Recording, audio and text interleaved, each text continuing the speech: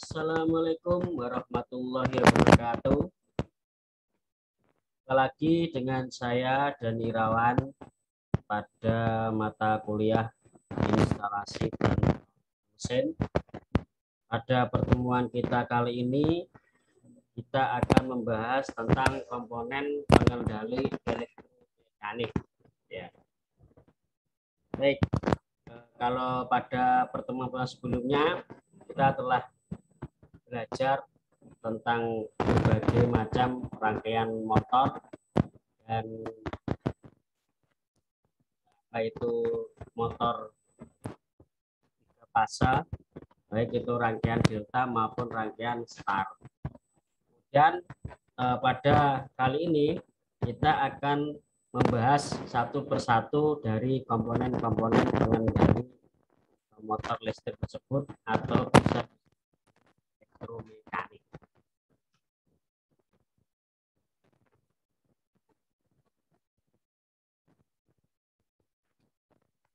Kita lihat rangkaian dari motor mekanik, elektromekanik yang telah kita pelajari pada beberapa pertemuan sebelumnya. Kita lihat di sini bahwa ada sumber arusnya adalah sumber arus PLN, kemudian mengarah ke dalam tiga pasanya ini R, kemudian S, kemudian belah T. Ini RST dari sumber PLN ini, maka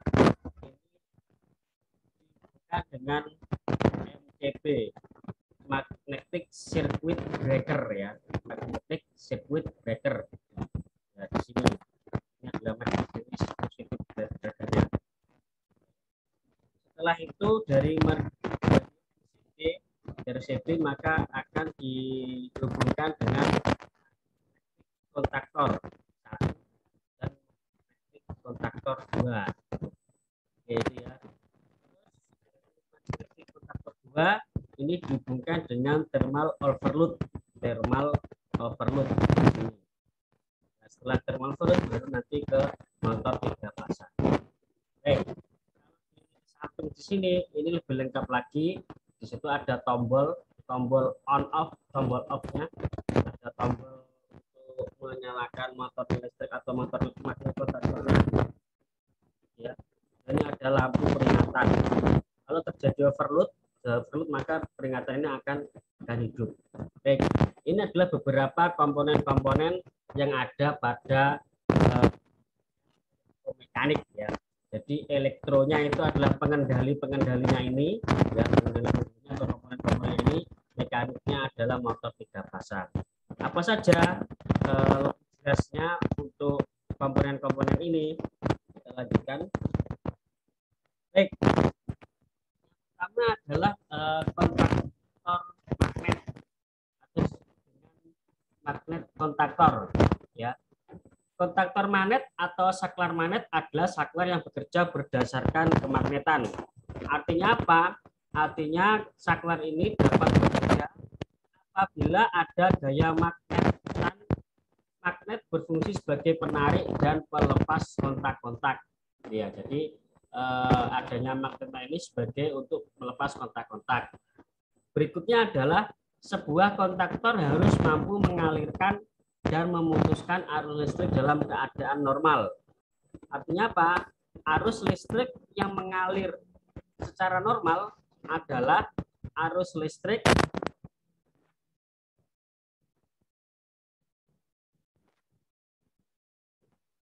yang mengalir selama pemutusan. Ya, setelah pemutusan tidak terjadi pemutusan listrik. Jadi arus listrik itu mengalir normal.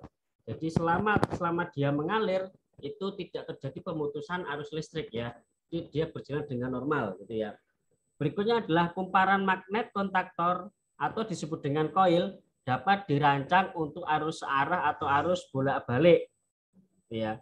Terus yang berikutnya, kontaktor AC pada inti magnet ya dipasang cincin hubung singkat untuk menjaga arus kemagnetan tetap stabil sehingga kontaktor bekerja secara normal.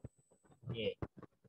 Jadi kontaktor AC ini memang dipasang supaya arus ini nanti berjalan dengan normal. ya tidak terjadi masalah dan sebagainya. Sedangkan pada kumparan magnet DC tidak dipasang cincin hubung sikat. Bila kontaktor DC digunakan pada tegangan bolak-balik, maka kemacetannya akan timbul dan hilang tegangan balik. Jadi kalau pada kontaktor ada dipasang sebuah cincin ya, untuk menjaga kontaktornya tetap stabil, kalau adalah misalkan ya, itu kan karakteristik seperti ini. Nah, supaya stabil nanti akan dipasang ringnya. Nanti di penjelasan berikutnya. Kalau pada DC kan harusnya kan lurus, dia tidak bolak-balik seperti ini. Nah, kalau pada tegangan pada magnetic contact ini dirubah dari tegangannya itu AC, kemudian maksudnya sirkuit atau magnetic contactor ini DC digunakan untuk AC, maka dia akan mengikuti karakteristik dari AC tersebut ya, gelombangnya akan bolak-balik. Tapi kalau DC dia akan lurus seperti ini. Jadi dia DC itu bergerak dari positif ke menuju negatif. Ya searah. Ya searah. Kalau AC ini bolak-balik ya. Oke. Kalau AC dipasangkan DC, lah dia akan mengikuti karakteristik dari AC tersebut. Oke, kita lanjutkan. Ya, ini adalah penampakan dari magnetic kontaktor ya. Kontaktor ini bentuknya seperti ini. Dia ada dua bagian. Yang pertama adalah kontak utama, itu di sini ada kodenya 1L1, 3L2 dan 5. Ini adalah dengan kontak utamanya. Kemudian yang kedua adalah ada kontak bantu, ada kode 13, ada nomor 21, ada NC. NC ini adalah normariklus. Ini ada kutub positifnya dengan simbol A1. Terus di tengah ini adalah koilnya. Ya, ini koilnya ya. Jadi plus minusnya untuk plus ini dan minusnya di A2 ini adalah koilnya. Ya, koilnya. Kemudian ada 14, 22 NC normariklus juga. Jadi kalau normariklus itu berarti dia dalam keadaan normal, belum dari listrik, dia posisinya adalah tertutup, terbuka. Tertutup ya. Secara normal dia tertutup ya. Kalau NO normal open, dia dalam keadaan biasa, dia dalam badan terbuka ya. Nah, yang nomor 21, 22, 14 ini disebut dengan kontak bantu. Kalau kontak utama atau kontak utama yang ini koil ini, nah ini disebut dengan kemagnetan ya, kemagnetan. Artinya dia kalau dialiri listrik gini akan dia begini bentuknya. Ini begini, ini berupa koil gitu. Kalau dialiri listrik dia akan menimbulkan magnet ya, menimbulkan magnet. Makanya disebut dengan kontak utamanya. Terus kemudian ada kontak bantu, itu berarti yang dikendalikan. Dikendalikan artinya kalau ini ada listrik, itu kan, kemudian ini ada magnet, berarti dia ditekan begini, karena magnet dia tertarik ya. Nah ini nanti akan listrik dari listrik ke sini, benar ini adalah ke pengendalinya, ke motornya ya, ke motornya. Oke, itu adalah tentang kontak utama. Pada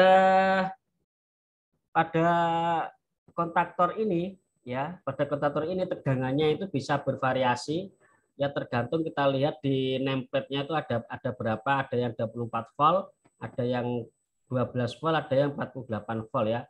Ini nanti terlihat di spesifikasinya. Ini contohnya. Baik.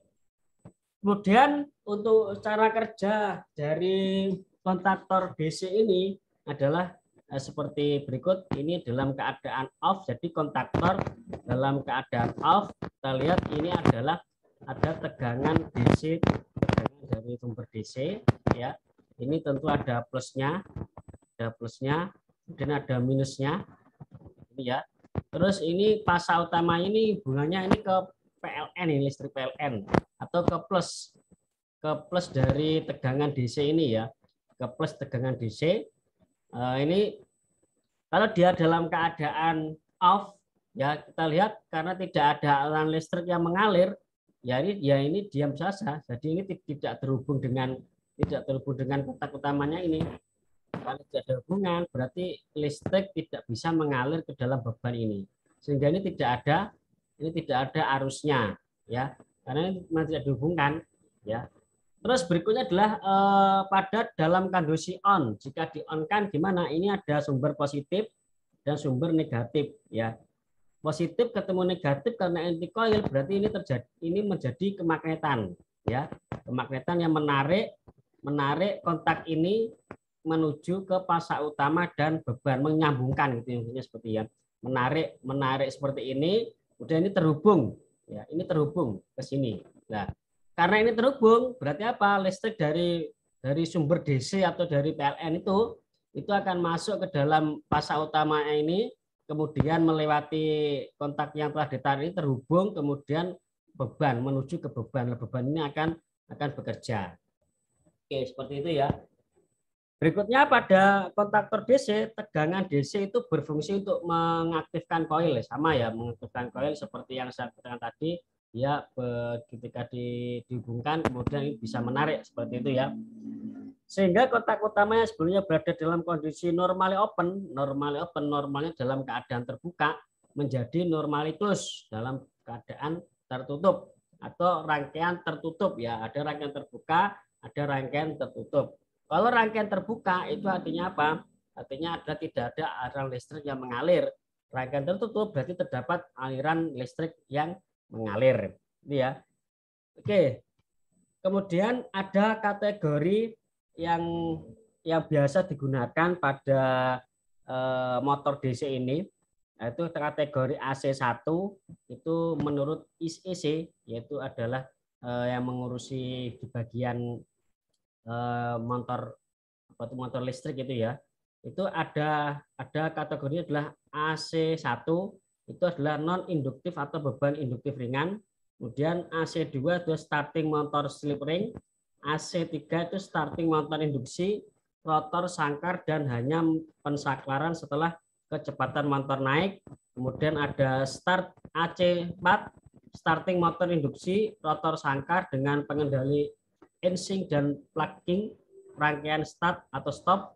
Kemudian ada AC1 adalah rangkaian kontrol ya. Baik, kita lanjutkan. Jadi kontaktor itu ada dua bagian ya, ada dua bagian, yaitu adalah yang DC dan AC. Yang tadi itu adalah rangkaian DC ya, rangkaian searah. Berikutnya kalau AC, bagaimana kalau rangkaian AC? Kita lihat secara fisik bentuknya sama ya, sama dengan yang DC tadi sama, cuma perbedaannya itu di nameplate-nya. Nameplate-nya itu biasanya ada tulisan tegangan 12 volt sampai 220 volt AC ya. Jadi kalau di DC tadi itu kan ada 12 volt, ada 24 volt, dan ada 48 volt ya. Tapi kalau di apa itu, di sini di bagian AC ini ini ada ciri khusus, yaitu adalah mesti ada pernya itu 220 volt. Kalau 220 volt berarti dia adalah tegangannya adalah termasuk kontaktor dalam tipe AC. Oke, gitu ya. Nah, kalau dibongkar dalamnya ya, sebenarnya tidak jauh berbeda, cuma ada beberapa bagian ya. Kemudian ada bagian L1. Nah, ini kalau dibongkar ya, ada bagian L1 itu disebut dengan kontak tetap. Kemudian ada T1, nah ini adalah kontak tetap ya. Satu kontak tetap. Kemudian L2, T2, L3, T3 ini semua adalah kontak tetap. Kontak tetap ya. Kemudian ada kontak yang bergerak, yaitu adalah pertekan atau pertekan bergerak di sini. Artinya apa? Kalau ini ada aliran listrik itu dia akan menarik gitu ya. tekan. Dan ini ada lapisan isolasi yang mencegah supaya tidak terjadinya loncatan listrik ya. Karena AC itu kan bolak-balik begini, ya kadang turun, kadang naik, gitu ya. Terus ada kumparan koil atau inti, ada kumparan koilnya. Ini kumparan koil ya, seperti biasa kumparan seperti ini ya. Dan ada inti besi di samping kanan kirinya ada inti besi dan ada terminal koilnya. Terminal koil ya, terminal koil. Terminal koil itu berarti ya terminal yang plus minus itu loh ya. Plus minus. Kalau di DC ada plus minus, tapi kalau di AC kan plus minusnya tuh bisa dibolak-balik ya, bisa dibolak-balik. Karena ada set pull, nah ini pulley-nya ya. Ada pull-pullnya itu loh, set pull. Ini ada armor tuh bergerak. Nah, armor tuh bergerak ini. Oke, kalau disimbolkan seperti ini, jadi ini ada tegangan AC dihubungkan dengan listriknya ya, dan terjadi kemagnetan, ini dihubungkan plus minus dihubungkan ke dalam listrik PLN gitu ya, bukan ke dalam listrik PLN. Kemudian terjadi inti besi kemagnetan, ini ada pair coilnya ini bergerak ya, ini akhirnya menarik, ini terjadi magnet, ini ada magnetnya. Nah, magnetnya nanti menarik kumparan yang juga ada atasnya ini, menarik kontak tetap ini ya. Ini menarik, kemudian ini terhubung, nah, seperti ini. Oke. Jadi prinsipnya hampir sama dengan yang di DC tadi itu ya. Oke. Terus berikutnya adalah tegangan AC berbentuk sinusoidal, sinus ini ya. Menyebabkan polaritas tegangan selalu berubah terhadap waktu ya. Jadi dia selalu berubah pada voltase 50, yang berapa ini di sini. Kemudian kalau pada T ini di sini terus ya, ini selalu berubah-ubah, kadang dia juga berada di minus juga sini ya. Berubah itulah maka di sini ada namanya adalah ada lapisan isolasi ya, supaya tidak terjadi loncatan kelistrikan yang berlebih tadi. Oke, kita lanjutkan. Berikutnya adalah karena tegangan sinusoidal tadi ya, yang selalu berubah-ubah sifatnya tadi, itu medan magnetik yang dihasilkan juga berbentuk sinusoidal dengan frekuensi listrik AC tersebut. Jadi dia seperti ini lah ya.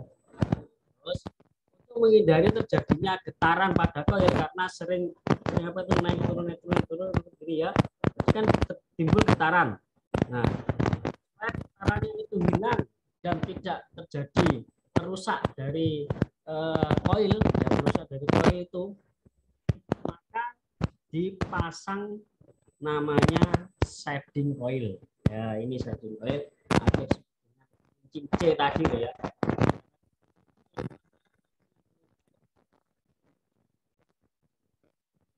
Nah, seperti ini.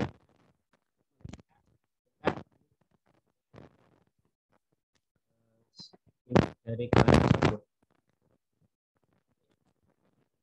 Gimana cara kita mulai naik ya, arus ini mulai naik ya, arus mulai naik.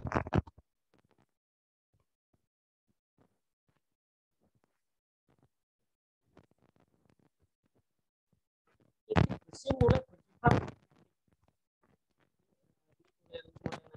dan inti besinya ini akan bersifat magnetik.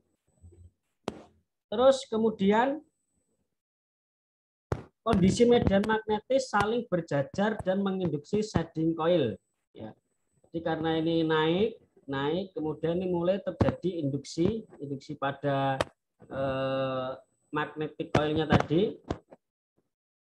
Terus berikutnya ketika gelombang arus mendekati puncak dikarenakan terinduksi oleh medan magnet yang dihasilkan inti besi, shading coil mengalami arus hubung sehingga yang menyebabkan shading coil akan menghasilkan flux magnetik beda fasa sebesar 90 derajat Celcius terhadap arah medan magnet yang dihasilkan oleh inti besi, yang menyebabkan arah medan magnet dengan posisi dekat dengan shading coil akan memiliki arah yang agak menyamping. arahnya ini akan sedikit menyamping ya. Terus yang gambar C ini ya, di saat arus mencapai puncak gelombang ya, mencapai puncak gelombang di atasnya ini mencapai puncak gelombang, maka kuat medan magnetik yang dihasilkan berada dalam kondisi maksimal ya. Jadi medannya ini kalau ini naik ya berarti medannya itu bisa maksimal ya. Pada kondisi ini flux magnetik yang dihasilkan oleh shading coil kalah dengan flux magnetik yang dihasilkan oleh inti besi, sehingga arah medan magnetik akan kembali sejajar. Jadi kalau ini naik terus, jadi shading coil ini kalah dengan medan magnet sehingga ini akan menjadi sejajar kembali. Sejajar ini dia akan turun, seperti naik akan sejajar. Sejajar, maka lihat di gambar yang D. Yang D itu gimana? Arus mulai menurun kuat, flux magnetik yang dihasilkan oleh inti besi mengalami penurunan, menyebabkan arah magnet yang sebelumnya bertolakan dengan arah medan magnet shading coil menjadi tertarik arahnya menuju shading coil. Hal ini terjadi dikarenakan shading coil masih menyimpan flux magnet sisa yang cukup kuat di saat kondisi arus menuju dan mendekati nol. Sehingga dapat disimpulkan bahwa fungsi dari shading coil adalah untuk menghindari terjadinya getaran yang diakibatkan terjadinya perubahan polaritas tegangan AC dengan frekuensi tertentu gitu ya. Jadi ini kan bergetar. Nah, ini karena dia sudah naik tadi ya, karena sudah naik kemudian diturunkan, nah ini jadi tidak bergetar kembali. Gambar D ini. Ya. Baik, itu cara kerja dari shading coil. Selanjutnya adalah sebagai contoh, apabila suatu kontaktor AC tanpa shading coil, ini tanpa shading coil ya, terhubung dengan sumber tegangan AC 220 volt dengan frekuensi 50 Hz, berapa kali getaran yang terjadi? Lihat tuh, rumusnya itu adalah T sama dengan 1/F, di mana T itu adalah 1/1 dibagi 50 sama dengan 0,02 second. T itu adalah waktunya ya, T itu waktu. Terus kemudian dalam 1 detik, berarti 1 detik dibagi ini 0,02 detik sama dengan 50, terjadi 50 dikali 50 sama dengan 2.500 kali getaran. Kalau tanpa shading coil itu bisa sampai 2.500 kali getaran. Bayangkan, itu kan bisa membahayakan dari rangkaian kontaktor tadi itu. Apabila kontaktor DC kita beri tegangan AC, yang akan terjadi adalah kontaktor tersebut akan bergetar sesuai dengan frekuensi listrik AC. Akan tetapi jika kontaktor AC diberi tegangan DC, yang terjadi adalah koil pada kontaktor AC tidak menimbulkan induksi sehingga menyebabkan koil menjadi panas. Nah itu ya. Kalau AC dipasang ke DC, nah, itu bahayanya adalah koilnya itu panas. Koilnya panas ya. Tapi kalau DC dipasang ke AC, bila getaran-getaran itulah nanti apa itu dipasangkan shading coil atau cincin C.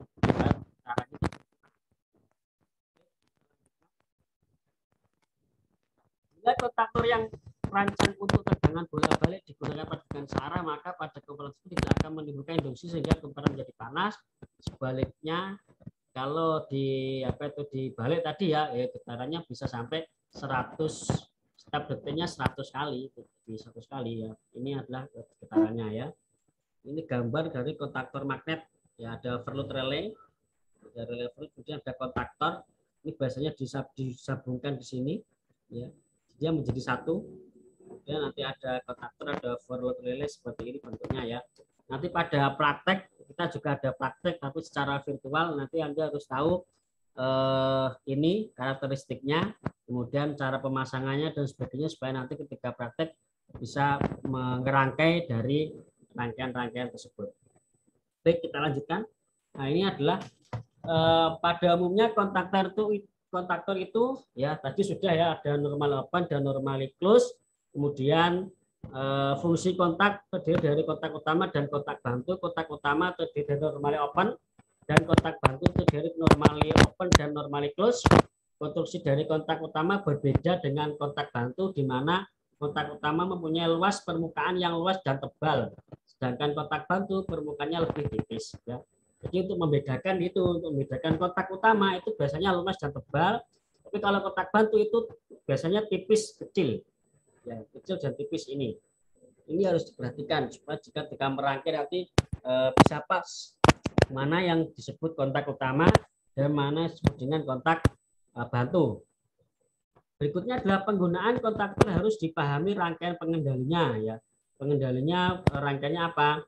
Rangkaian pengendali itu apa sih rangkaian pengendali? Nah, rangkaian pengendali adalah rangkaian yang hanya menggambarkan bekerjanya kontaktor dengan kontak-kontak pemutus. Sedangkan rangkaian utama adalah rangkaian yang khusus melayani hubungan peralatan listrik dengan sumber tegangan. Jadi kalau listrik, ini ada listrik PLN, ini langsung terhubung dengan peralatan itu disebut dengan rangkaian utama. Kemudian kalau rangkaian pengendali ya ini memutuskan, nah misalnya ini ada listrik PLN, nah ini misalkan PLN, ya. Kemudian ini adalah bebannya, ya. Ini ada saklar, gitu ya, ada saklar begini, ya. Saklarnya disebut dengan rangkaian pengendali. Untuk mengendalikan PLN ini sampai ke sini itu melalui rangkaian apa saja. Tapi kalau rangkaian utama PLN ini bisa sampai ke sini itu bagaimana?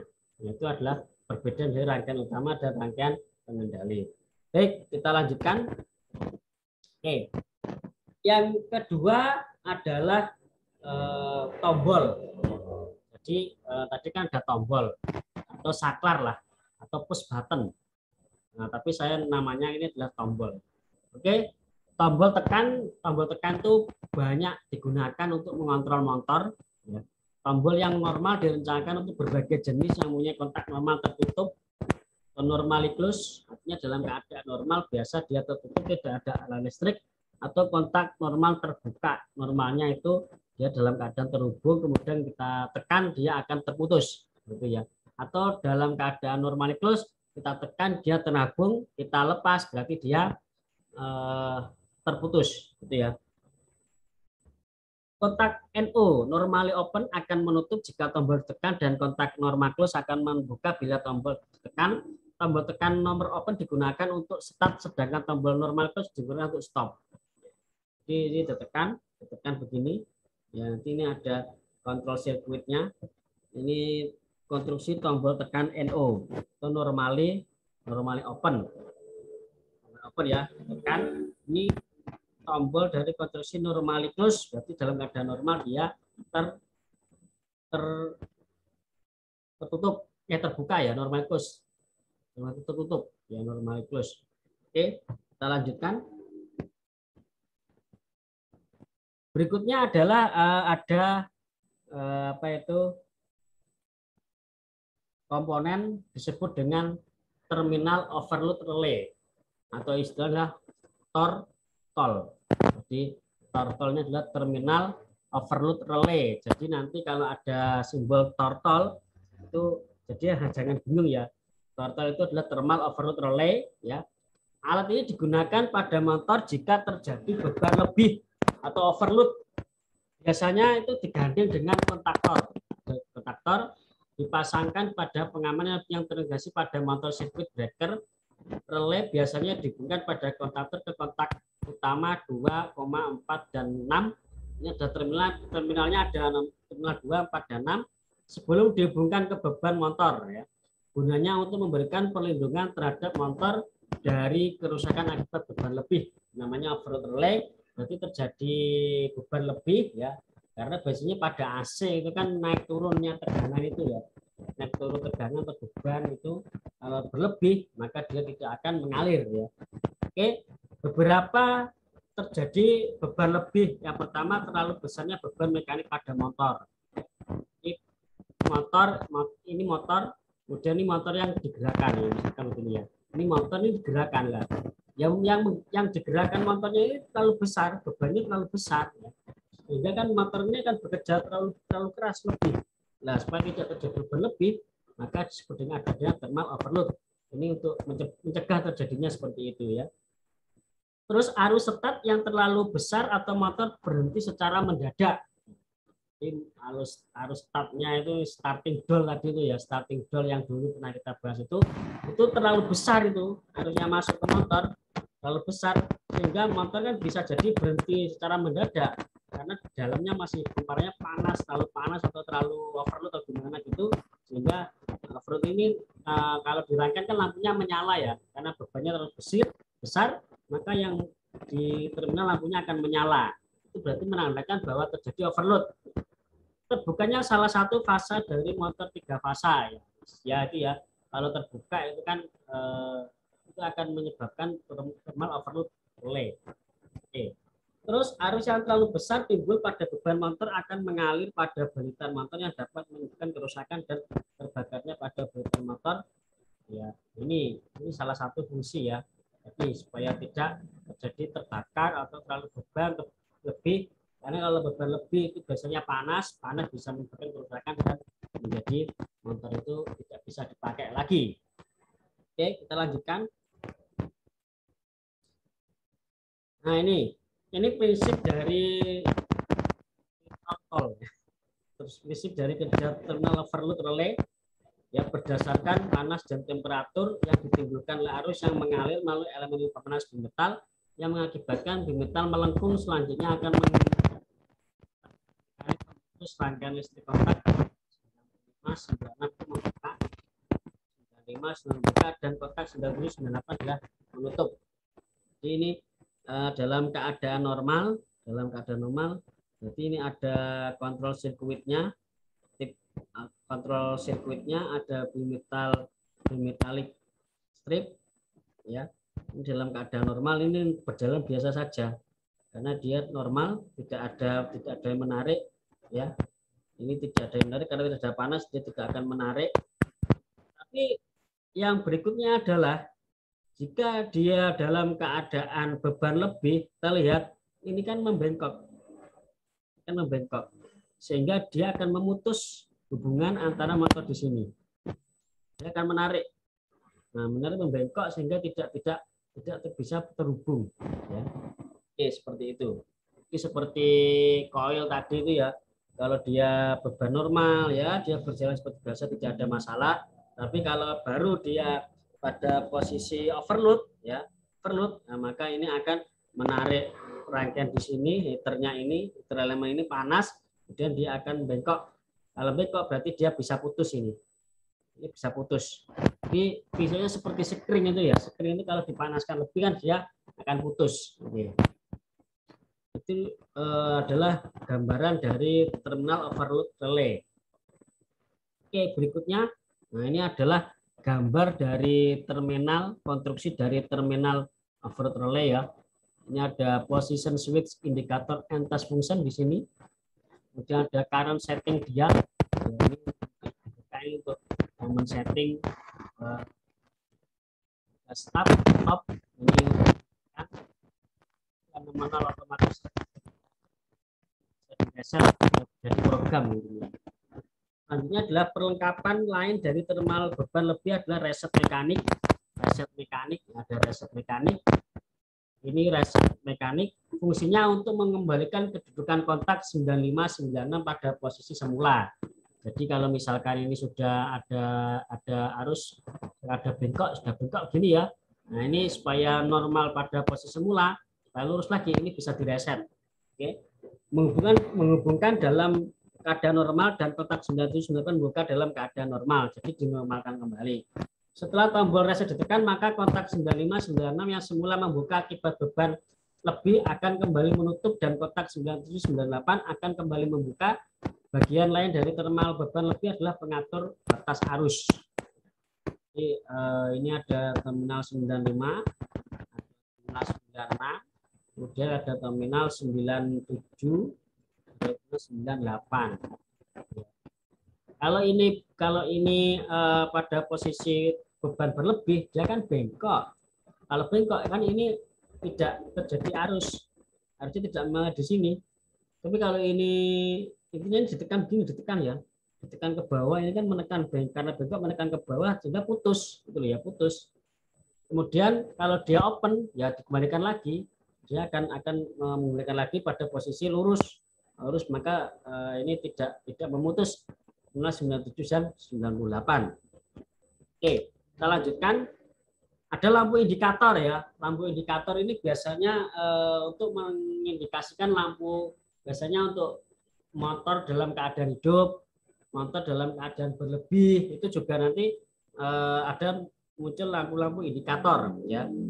Dan ukurannya itu sudah bermacam-macam, ada yang ukuran 16 mm, ada yang 22 mm, ada yang 30 mm ya.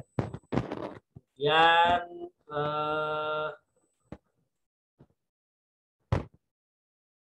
ini yang utama ya. Lampu indikator digunakan sebagai lampu tanda. Lampu digunakan untuk berbagai keperluan, misalnya untuk pada panel fasa R, fasa S, berarti atau L1, L2, dan L3. Artinya kalau pada posisi R, ST, L1, L2, L3 ini terhubung, maka dia akan menyala, atau sebaliknya jika tidak terhubung maka lampu tersebut akan mati. Oke, kita lanjut. Oke, ini adalah penggunaan dari lampu indikator ya, dalam keadaan mati, dalam keadaan motor hidup ya, dalam keadaan motor hidup running berputar ya, berputar ini menggerakkan, maka akan menyala lampu indikator warna merah, misalkan seperti itu. Tapi kalau dalam keadaan berhenti ya stop, maka dia akan menyala lampu warna hijau. Oke. Kita lihat ya penggunaan lampu indikator menurut gambar rangkaian berikut ini. Jika motor stop, kontak normally close, kontaktor MB tertutup dan lampu indikator warna hijau menyala. Oke, kita lihat. Jadi motor di stop artinya di stop itu artinya tidak menyala di sini. Kontak normally close, kontaktor MB tertutup. Karena ini tidak di start dihidupkan, maka ini akan tertutup. Karena ini tertutup, maka MB tertutup. Karena ini tutup, maka MB ini G. G ini tertutup ya. Ini lampu ini ya. Lampu mana? Ini lampu. Karena tertutup tidak ada arus, maka di sini juga tidak akan menyala. Ya, menyala. Oke. Sehingga yang menyala adalah lampu warna hijau. Ini menyala. Di sini akan menyala. Ya. Ini kalau dia posisinya adalah normally close ya. Jadi ini A adalah ini untuk apa itu, untuk lampu hijau.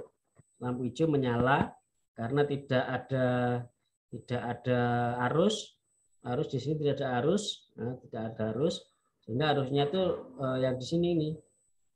Tetapi jika ini dihubungkan seret seperti ini ya, maka G ini akan terputus ya, kemudian yang A akan menyala atau warna lampu merah akan menyala. Oke, seperti itu gambarannya. Saya ulangi lagi. Jika ini dalam keadaan start ya, dalam keadaan start, maka MB tertutup, MB dalam keadaan tertutup, sehingga lampu warna hijau ini terbuka ya, stop di stop gitu. Kemudian BMB ini akan tertutup, kan lampu indikator menyala ya. Kemudian kalau dibuka, maka MB ini akan terbuka, lampu hijau ini berarti mati, kemudian ini akan menghidupkan lampu merah. Oke. Kita lanjutkan. Jika kumparan kontaktor lampu indikator merah menyala atau mengindikasikan bahwa motor jalan berputar, dalam kondisi ini kontak MB menjadi terbuka, ya, MB terbuka, dan lampu indikator hijau padam. Ya, seperti yang saya katakan tadi ya, lampu indikator merah dihubungkan paralel dengan kumparan kontaktor sehingga motor akan berputar terus sampai lampu indikator tersebut terbakar. Jadi ini beban terlebih sampai di sini disebut bahwa indikator lampu terbakar. Artinya apa? Artinya bahwa yang lampu merah yang di bawah A ini terhubung dengan magnetic kontaktor. Jadi selama magnetic kontaktor itu menyala, berarti ini juga lampu merahnya juga akan menyala. Kontaktornya itu adalah putus atau tidak terhubung dengan posisi off, maka ini juga akan mati. Itu ya. Saat terjadi beban overload lebih, kita lihat terjadi beban overload lebih, maka yang merah itu akan terputus secara otomatis ya. Ya, kontak normal open, close terbuka, motor berhenti dan lampu indikator merah menyala. Kontak MB terbuka, lampu indikator hijau menyala, dan kontak non open tertutup, lampu indikator menyala. Ya, jadi kalau pada posisi posisi on gitu, ini dihubungkan on.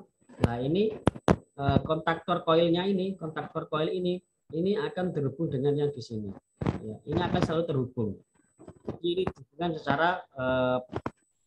secara terhubung gitu ya. Tapi kalau ini tidak dihubungkan dengan koil di sini, sehingga dia hubungannya adalah di sini. Selama ini dia tuh tertutup, apa itu kalau terbuka ya terbuka, berarti selama startnya tidak digunakan, maka dia akan menyala. Tapi jika digunakan, dia akan menghidupkan yang A dan mematikan yang G. Oke, seperti itu. Berikutnya adalah relay penunda waktu atau tim delay relay. Tim delay relay adalah saklar penunda waktu yang digunakan sebagai alat bantu sistem pengendali terminal sumber tegangan terdapat pada nomor 2 sampai 7. Jadi nomor 2, 3, 4, 5, 6, 7 ini adalah sumber tegangan. Kemudian nomor 1, 3, 2, 7 ya. Sorry, 27, nanti 2 dan 7. Saya ulangi lagi. Saya hapus ya.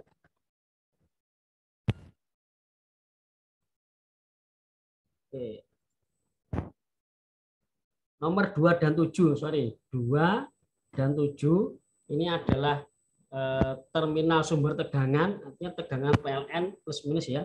Ada tegangan yang DC, ada yang tegangan AC. Ini plus, kalau ada plus minusnya ini adalah DC. Kemudian kalau ini seperti ini, nah, simbol ini adalah AC ya. 2 dan 7 itu adalah sumber tegangan. Kemudian nomor 1, 3 dan 6, 8 adalah kontak normally close, normally open, sorry. 1, 3, 1, 1 dan 3. Kemudian 6 dan 8 itu adalah kontak normally close. Kemudian 1, 4. Kemudian 1 dan 4, 1 dan 4. Kemudian 5 dan 8. Nah, ini adalah kontak untuk normally close ya. Jadi 1, 3, 6, 8 itu normally open. Kemudian 1, 4, 5, 8 itu adalah normally close. Fungsi ini adalah mengatur waktu bagi peralatan yang dikendalikan. Timer ini dimaksudkan untuk mengatur waktu hidup atau mati dari kontaktor atau untuk merubah sistem bintang ke segitiga dalam delay waktu tertentu. Ya. Jadi misalkan dirubah dalam berapa detik, berapa menit, dia akan merubah rangkaiannya menjadi delta atau start. Nah, ini fungsi dari timer tersebut. Oke, kita lihat ya, ini bagian depan relay penunda waktu. Ini ada tim range display, ini ada waktunya berapa menit. Ada power on indikator, ini kalau di off kan akan menyala. Output reset indikator, di reset itu dia akan memilihkan pada posisi aslinya. Ada untuk memilih waktunya berapa menit, ini adalah display ring-nya. Ini ada tim unit second menit, ya, ini untuk berapa menit. Oke, kita lihat di sini kebanyakan dari relay penunda waktu yang mempunyai batas pengesetan waktu bervariasi. Contoh relay penunda waktu memiliki pengesetan waktu dari 0,05 sampai 100 jam. Sampai besar ya. Relay penunda waktu jenisnya ada 2, on delay, off delay, yang dapat dihubungkan dengan beban tergantung bagaimana keluaran dari pengawasan rangkaian. Oke. Ini adalah mode operasi dari relay penunda waktu. Dia akan normally close jika 8 dan 5 dihubungkan. Kemudian ada batasnya di 8 sampai 6 level. Artinya di sini dia waktunya menyala di menit ke-2 sampai 7. Kemudian nomor 1 sampai 3 dia akan mati, ini akan tersambung dan mati, menyala. Dan menyala, mati, menyambung ya. Menyala atau hidup atau menyambung, dan mati, menyambung, mati. Dan ini menyambung lagi, seperti itu ya. Ini adalah mode operasi dari penunda waktu. Jadi bisa diset kapan dia akan berputar, juga bisa diset kapan dia akan berhenti. Lanjutkan. Nah, ini adalah tampak depannya dari relay penunda waktu tadi.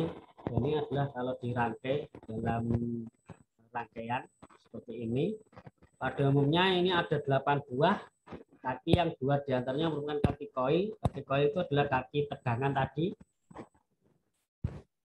Kemudian sedangkan kaki yang lain adalah pasangan nomor open dan normally close, ya sama ya kita terangkan tadi itu. Ini kita lanjutkan sebagai contoh. On delay atau close timer juga disebut dengan relay penunda waktu. Normally open time close, pada contoh ini relay penunda waktu diset untuk menunda waktu 5 detik. Jadi jika ditunda TR1 adalah relaynya, dia 5 detik, dia akan menunda tidak terhubungkan. Jadi kalau sudah terhubung set begini, maka ini akan menarik sakit di sini. Jadi, seperti itu ya. Dia akan menutup 5 detik setelah S1 ditutup. Ya, jadi ini jika di start begini, motor tidak akan langsung berputar, tapi setelah 5 detik baru ini akan terhubung. Oke, seperti itu ya. Jika S1 tutup, relay penunda waktu mulai bekerja atau menghitung waktu. Setelah 5 detik, kontak dari relay tersebut tertutup dan lampu indikator menyala. Jika S1 terbuka, relay menunda waktu tidak bekerja atau de-energizer. Kontak dari relay tersebut secara bersamaan terbuka sehingga lampu indikator padam. Oke, kita lanjutkan. Berikutnya adalah ada komponen disebut dengan motor circuit breaker. Ini motor circuit breaker ini sebagai pengaman untuk mengendalikan pengamanan hubungan singkat dan beban lebih. Jika terjadi hubungan singkat, maka ini akan memutus secara langsung dari aliran listrik. Itu ya. Kesalahan yang sering terjadi dalam pemakaian motor atau pengamanan motor itu karena adanya perbedaan karakteristik dari beban pada saat dijalankan on antara beban distribusi dan motor, maka dibutuhkan jenis pengamanan yang berbeda untuk masing-masing beban. Yang kedua, sering terjadi pemutusan tenaga atau distribusi. Tapi sering terjadi mati listrik atau listriknya PLN mati, gitu ya. Maka perlu pengaman sehingga jika terjadi listrik mati atau tiba-tiba listrik padam, gitu ya, nilai kurva magnetis yang tinggi tidak terjadi overkapasitas, ya, atau menggeser kurva trip ke kanan dari pemutus tenaga distribusi tersebut, atau menghindari arus start motor yang berlebih. Kemudian perubahan karakteristik pada pengaman beban lebih akan menyebabkan peralatan tersebut tidak berfungsi sebagaimana mestinya, sehingga bisa menyebabkan motor terbakar pada saat terjadi arus beban lebih. Jadi kalau tidak ada circuit breaker ini, jadi motor jika dibuka itu bisa langsung terbakar. Untuk itu maka kalau misalkan untuk mengurangi beban berlebih ini, maka circuit breaker ini akan memutus dan menyambungkan jika ada beban yang tidak sesuai dengan yang disarankan oleh rangkaian motor. Berikutnya adalah saklar selektor. Saklar selektor itu digunakan cara manual untuk menutup dan membuka saklar, dioperasikan dengan pengembali dan kunci tersedia 2, 3, atau 4 jenis posisi. Ini ada posisi 16 mm, 22 mm, dan 30 mm. Ya. Oke, perbedaan yang mendasar antara tombol tekan dan saklar selektor. Nah, tadi kan ada tombol saklar, kemudian ini adalah tombol selektor. Ya, kalau tombol selektor itu dioperasikan secara mekanik dengan saklar selektor, operator dapat memutarkan menjadi kontak terbuka dan tertutup. Kalau tombol tadi kan di tombol dipencet ya, kalau ini dipilih, kalau ini diputar ke kanan ke kiri, kalau tadi kan di tombol dipencet. Itu bedanya ya. Digunakan untuk memilih satu dari 2 atau lebih rangkaian yang memungkinkan, contoh berhenti dan jalan atau berhenti, kecepatan rendah dan kecepatan tinggi. Pada contoh berikut, lampu pilot PL1 akan menyala. Lampu pilot PL1 itu akan menyala jika saklar pada posisi 1 dan lampu pilot PL2 akan menyala pada posisi 2. Jadi pada posisi 1 dia akan menyala, PL1 dan PL2 juga akan menyala pada posisi 2. Bagian rangkaian kontrol untuk pemisahan adalah status lampu kilat dapat digunakan untuk mengindikasikan kondisi mesin, contoh berhenti, stop, dan jalan atau run ya. Bersama ya dengan yang tombol tekan tadi. Nah, cuma ini bentuknya adalah dia dipilih on off-nya ya. Oke, kita lanjutkan. Baik, ternyata sudah habis. Sekian saja dari saya untuk beberapa komponen pada pengendalian elektromekanik. Untuk minggu depan kita praktek. Silakan Anda dipelajari komponen-komponen ini, kemudian minggu depan kita praktek untuk merangkai. Itu saja yang bisa Bapak saya sampaikan. Selamat belajar. Assalamualaikum warahmatullahi wabarakatuh.